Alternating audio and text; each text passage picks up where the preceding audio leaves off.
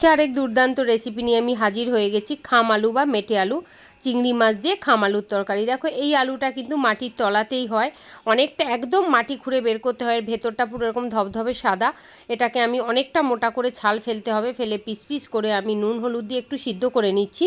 এবার আমি কড়াইতে দিয়ে দিচ্ছি সামান্য পরিমাণ তেল, একটা মাঝারি সাইজের পেঁয়াজ দিয়ে দিচ্ছি 2 চামচের মতো আদা বাটা।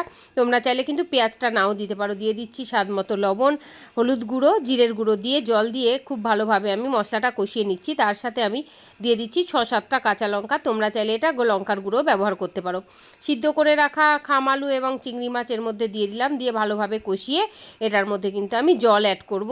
জলটা একটু বেশি পরিমাণেই দেবো, তার কারণ কি এই আলুতে অনেকটা ঝোল রাখলেও পরে কিন্তু ঝোলটা টেনে যায়। এবার দিয়ে দিচ্ছি গুঁড়ো মশলা, এটাই আছে জিরে, ধনে, তেজপাতা আর শুকনো লঙ্কা। আমি ভেজে এটাকে পেস্ট করে রেখেছিলাম। তো বন্ধুরা, কেমন লাগলো অবশ্যই কমেন্ট করে জানাবে।